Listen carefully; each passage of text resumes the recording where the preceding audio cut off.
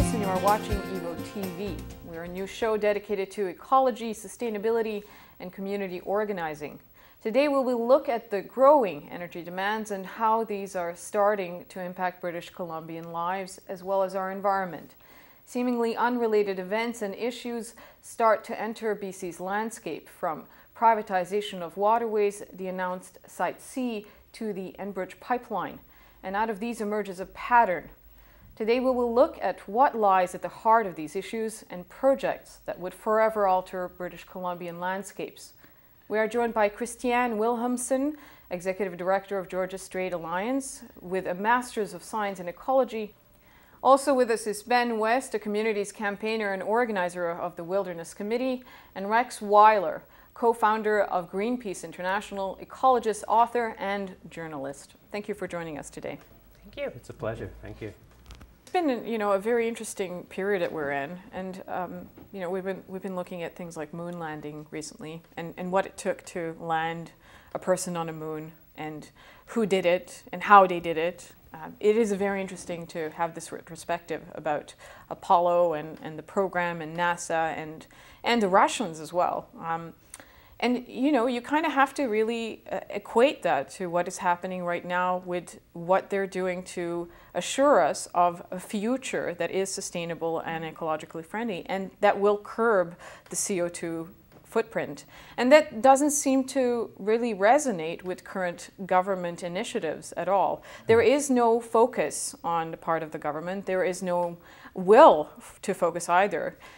There is a lot of, though, investment in oil industry and assistance under a guise of alternative energy sources and green jobs and greener sources of power, right? Well, I think it's important to recognize that ExxonMobil is the most profitable company in the history of industrial civilization. These big oil companies, here we're being told that we need austerity measures and we're all broke and the US is broke and Canada needs to look at austerity measures, and all over Europe we're talking about this.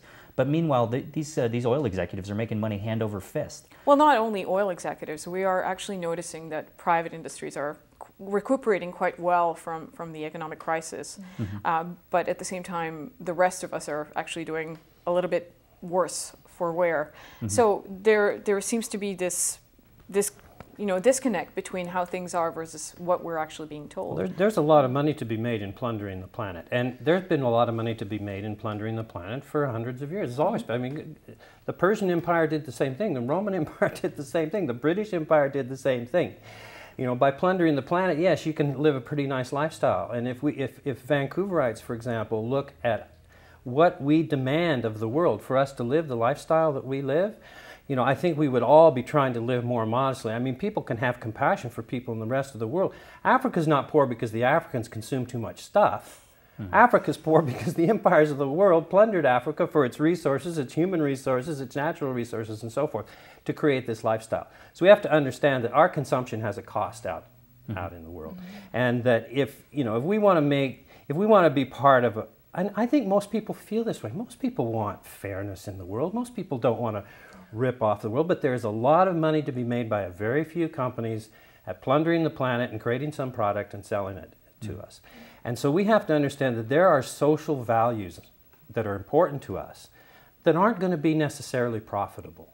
That we need a bigger picture of the world beside you can do anything you want as long as you make a profit and as long as you donate to a political party, you're going to be fine.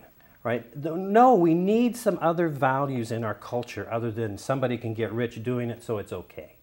And those values, quite frankly, are we have to protect our local environment. That's what's going to help our children and our grandchildren endure over generations, is our local environment.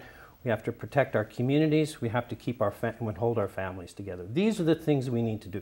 We need to focus on our communities, protect our environment, hold our families together. We don't need more stuff to be happy. Right? We have 15% of the people in the world right now today consume about 85% of all the resources. So the rest of humanity is basically living on the leftovers. And there's 1 billion people starving to death.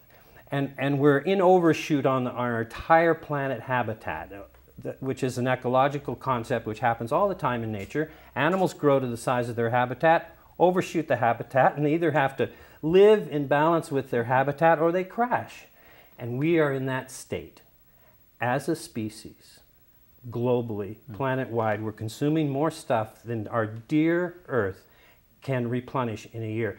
And Bill Reese out at UBC estimates we're at about 50% overshoot. Every year we consume about 50% more resources than our Earth can return to us. We're losing fisheries, we're losing forests every year. We lose about 13 million hectares of forests every year. Deserts are growing, fresh water is shrinking, numbers of fish are shrinking, sea is becoming acidic, we lop off mountaintops for coal, and we're heating up the planet like a flambe with hydrocarbons in the atmosphere. Insane. But civilizations go through this. But if we do not change, like massive paradigm shift in human civilization, the way we believe about going about things, we will have more serious problems. Civilizations have perished before. So the environmental movement isn't trying to be negative or be pessimistic. You know, in the fall time when the weather's getting cold and the leaves are falling off the trees, it's not pessimism to point out that winter's coming. It's not pessimism to point out that we're running out of resources. It's realism. And I want to be optimistic too, but I want that optimism to be based in realism. From this perspective, it doesn't seem like the resources are running out. We live in a relatively stable environment that is very wealthy and rich in terms of resources, especially in British Columbia. It's kind of hard to say that our forests are disappearing because we have so much of it. I think for most British Columbians, though, we have a real big disconnect between what we do in our day-to-day lives and the impact every one of those actions happens. I mean, it's what Rex said was exactly true. But it can also be incredibly overwhelming for anybody to go, you know, all this responsibility on me. And so unfortunately for a lot of people, they choose to do nothing. Or they, you know, and our leadership is kind of telling us, well, if you recycle, you're handling the environmental issues well. It's like we have to have a much deeper conversation as a society. It's like what we choose to buy, where we choose to live, all the choices we make in our day-to-day life, which a lot of people may think have nothing to do with the climate or the environment, but they do. Because when you buy a product at the store, how did it get to the store? It was probably brought by a truck using fossil fuels. How did it get to the truck? It was probably brought in by a ship.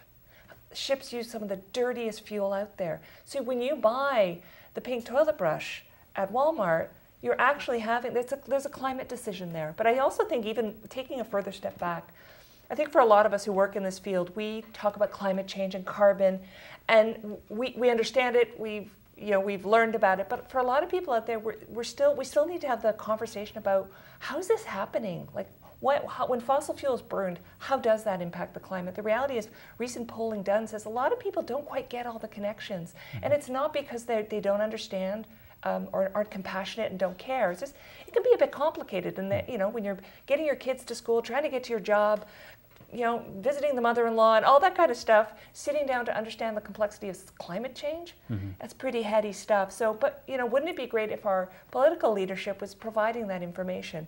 The community groups like ours are the ones who are trying to do it, and you know, we don't quite have the budget of the government, but we're doing our part because we want to have these conversations with people because there is hope and we are part of the solution, but we just have to talk a little bit more about what those solutions are and how we can do it together, not be so overwhelmed, because you know, I think for us we have hope because it's probably the nature of our personalities, and because we feel we have to, and we'd like to share that hope as well as the tools and the solutions with everybody and be part of that conversation, because we have to have it because we're running out of time. Well, I think it's important to recognize too, when we're talking about people's understanding of climate change, that Exxon, going back to these guys again, paid for 9 out of 10 of the reports that are trying to tell you that climate change isn't happening.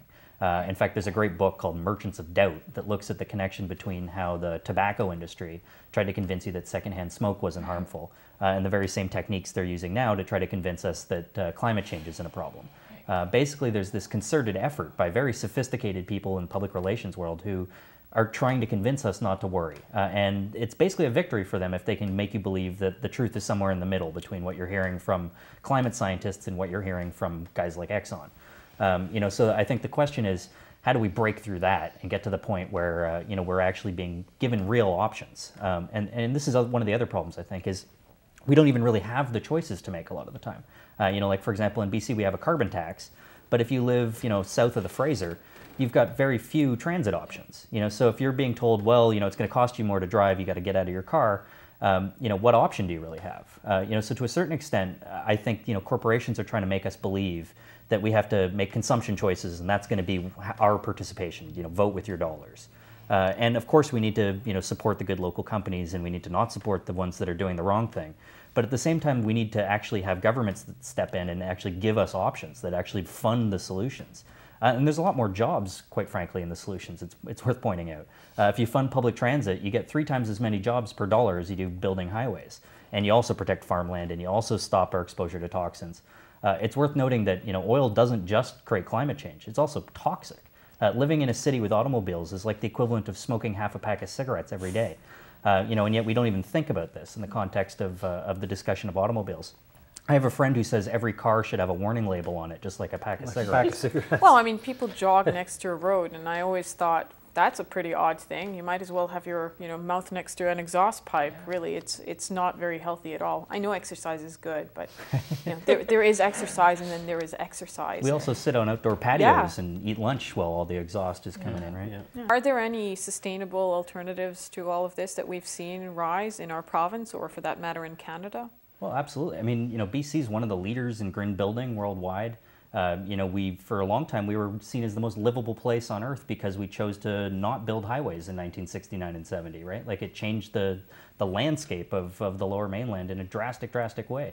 We also get 90% of our energy from, so-called green sources, at least not carbon-intensive sources. But in the last decade or so, we've been moving aggressively in the wrong direction. We've been starting to build lots of highways. We've been, talking about doing stupider things with energy. We've been, become less energy efficient, not more. This is very interesting because you are talking about the last decade, and that's a particular period where BC Liberals have entered the phase in British Columbia, and they had their shot at the rule, right? And they're still in power. Well, it's not just the Liberals. I mean, I think we have to look at Thatcher and Reagan and this sort of like liberal individualist sort of way of looking at the world, which is kind of moving away from seeing ourselves as connected to one another and connected to the planet, right? And I think there's many governments who've been responsible for this. There's definitely some blame to put on the shoulders of the Liberal government, but of course, that blame can be spread around. I meant specifically in British Columbia, BC Liberal policies. What kind of policies are we actually seeing locally when it comes to sustainability? Oh, I mean, we've got the lowest corporate taxes anywhere in Canada. We've got, any business that wants to come here and do business, their capital is welcome. And, and very little effort to actually genuinely have a dialogue with people about what they'd like to see in their communities. In fact, we've seen a reduction in public consultation. Well, we've seen legislation that tells our communities that we have no voice. I mean, remember Bill 30, what was it about? It was about dispossessing the people of British Columbia of having a voice in the decisions that are going to take place in our own province. So we have a government who gave the public, or took from the public, their right to participate in these decisions. So they privatize and sell our rivers to General Electric and international corporations, and wait a minute, our public assets, our watersheds, our river valleys, to sell to General Electric, we get nothing, and then they take from us the right to have a say and voice this, because communities rose up and said, no, we don't want to privatize our watershed and turn our river into a General Electric power station. And our government came in and said, communities cannot have an input into this process. Yeah. So it's not just ignoring us, but passing legislation to kick us out of the political process. And when it comes to environmental protection, I mean, the first 3-4 years of when the Campbell government came in was all about deregulation, making things business friendly, streamlining. They called it cutting red tape, but the devastation to our environmental protection laws in this province were just beyond words. I mean, we had report cards which were pages and pages of the deregulation, which were causing more pollution and more devastation because British Columbia was open for business, but for business that was doing harm to our environment. Just to be fair, though, I think it's important to point out that the NDP doesn't get a free pass in all this as well. Right. I mean, the Clayoquot Sound fights were happening with an NDP government, and that was a big push in the environmental movement was actually a fight against the previous government. And I mean, the Liberals, for all the bad stuff they've done, and believe me, I've got a list that's quite long. They also did bring in a carbon tax, and they brought in a commitment to reduce CO2, which was pretty aggressive and actually based on science. Now, of course, we've seen CO2 go up in the time since they've actually made those commitments, but it does give us some tools to work with, and the NDP fought against that very same carbon tax. So, I mean, really, I think what's important is that the general public really gets these issues and pushes anybody that's in power to do the right thing. It's not a partisan issue. No, that's right. So yeah, I think that's a really it's an issue of industrialism. We've industrialized the planet. We were very good at it. We're very smart. My university studies was in physics and engineering.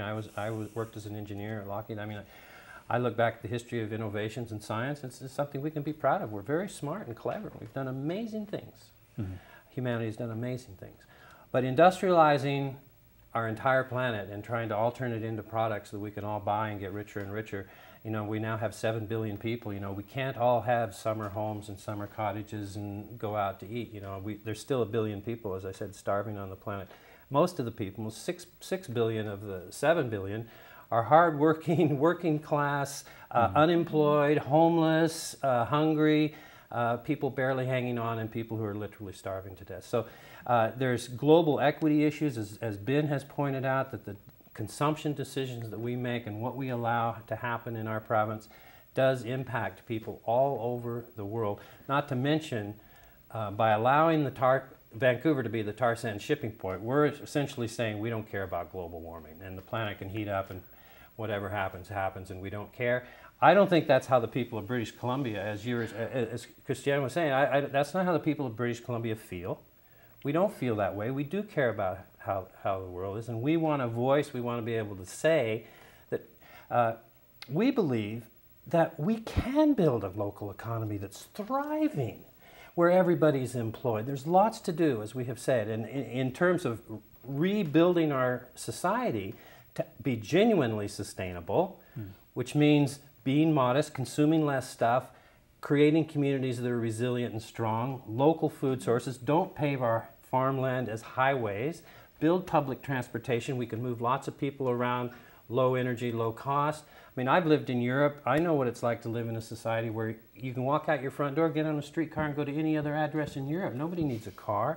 It's ridiculous. I mean, we have our SkyTrain, but it sort of stops there, and then what? Where do you get on the streetcar? I mean, we just haven't designed our communities for us, for our people, for our citizens, and certainly for our children and our grandchildren. Well, who are they designed for, in your opinion? They're designed for profits. Well, the benefit of industry. And if not in British Columbia, I mean, the birthplace of Greenpeace, of Adbusters, David Suzuki, I mean, this is like, ground zero of activism in Canada, especially environmental activism. And as Christianne was saying, I mean, people care deeply about the environment here.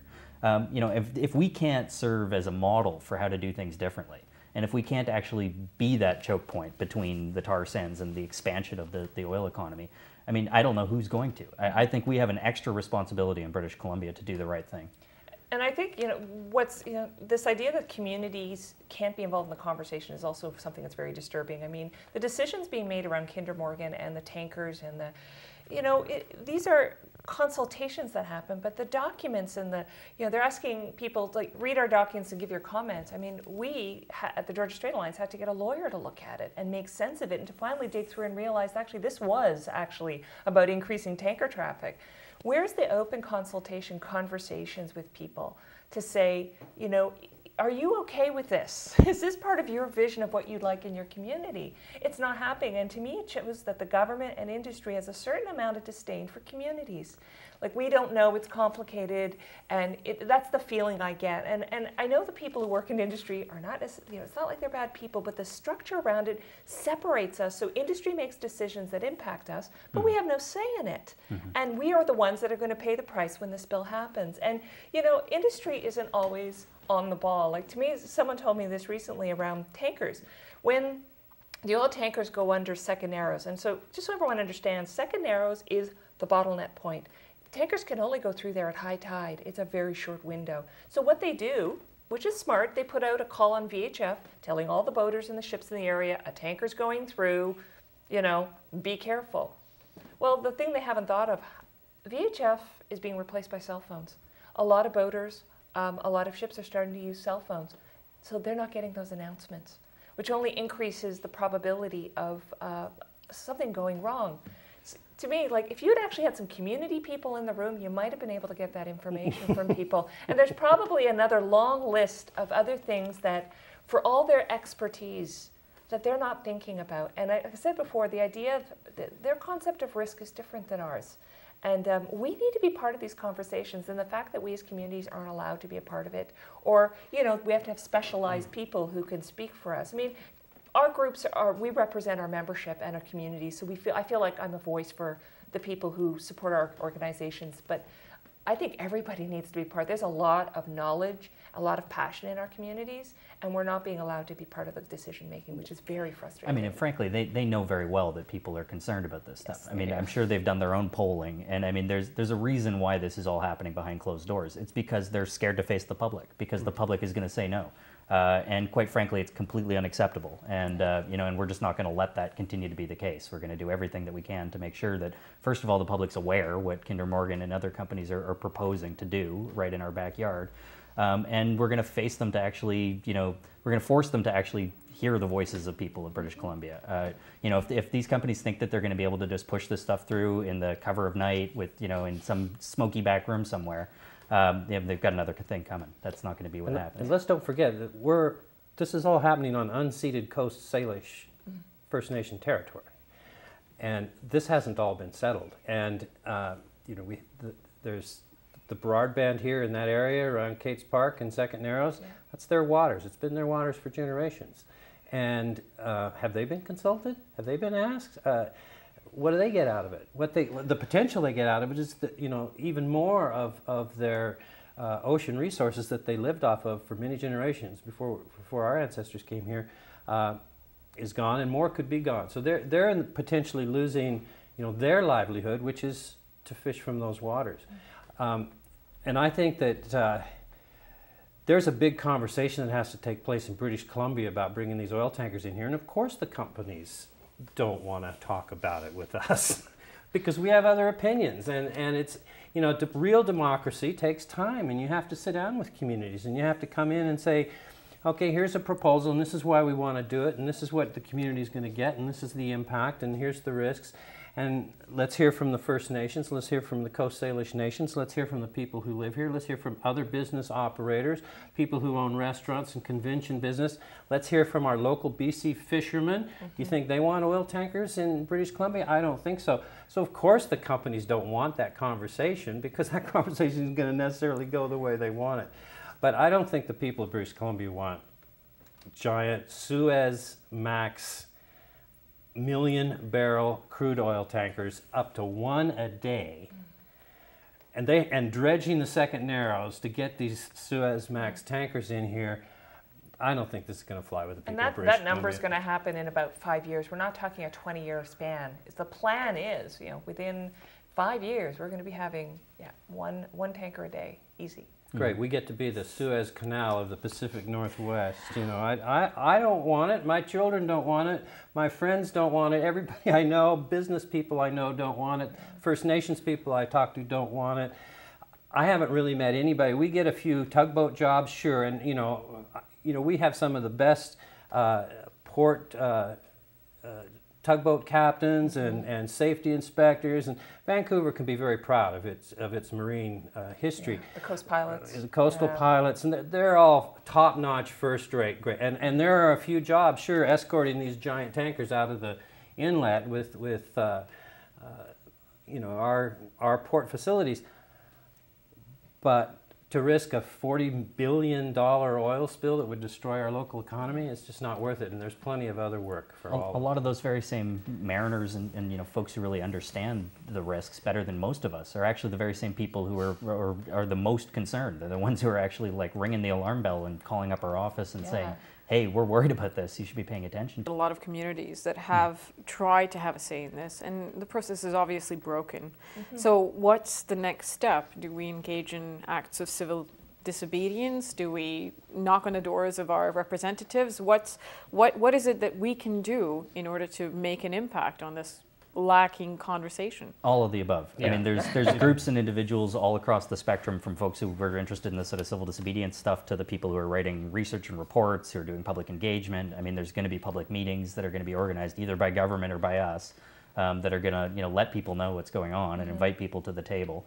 There's going to be I think we're just seeing the sort of tip of the iceberg as to sort of what's going to be happening in terms of the public engagement around this. Well, to our audiences, what can they do? Well, I mean, if they want to go to the Georgia Strait Alliance website, we have on our homepage, they can click and get a list of all the email addresses. I mean, I don't think the Minister of Transportation federally is hearing our voice, so we need to go directly to him. We need to get our Minister of the Environment to be fighting for our environment, because that's his job. It's if there's a risk here, he needs to be addressing that and speaking for us. But and I almost feel like we, the people, have to start educating our representatives. I mean, I know I've had conversations with local representatives, and they feel a little bit powerless because it's a federal thing. But if we can get our MLAs and our councils and our regional districts to be raising the issue and putting pressure, I mean, that's one of many tools, as Ben said, to do that. But that's something people can do right now. Send an email, phone, go visit. You have the right to go visit your MLA or your MP. Go spend 15 minutes talking about this, saying, this concerns me. That is the beginning of the conversation, and one of the many pressure points that we need to start doing. But that's one people can do right away. I think people need to talk to their friends and neighbors. Yes. I mean, that's, I can talk to a lot of people, but it means a lot more if it's coming from somebody you know than if it's coming from, Ben the activist, right? There's 1,000 opportunities to protect your own community, and they come up every day in every little way. Like, I think, what do people need to do? Embrace your community and realize that you are the future of your community. Talk to your neighbors. Find out, talk to people at work, not just about oil tankers, but how are our resources being used in the world, and how are we good global citizens in British Columbia? And I think most people want to be in British Columbia. And oil tankers is one of the biggest issues that we face. People can support the Wilderness Committee, support the Georgia Strait Alliance, support the No Tanks group. You can volunteer, you can donate money. These groups are all working hard. Greenpeace has been working hard. Support somebody and go to a meeting, get involved, talk to your schools. Teachers need to be talking about how we use our resources and so forth, and how people can work in the realm that they're comfortable in. And as Ben said, all of the above. If you know a politician, talk to that politician. If you work in the media, look into this, dig into this, find some real data, and tell the people the real story. Help the people, and don't just print the company press releases. If you work in the media, help your community. Look into this issue. Do your own research. Find out what's going on. However you're engaged in the community, please help us. Yeah. We need help.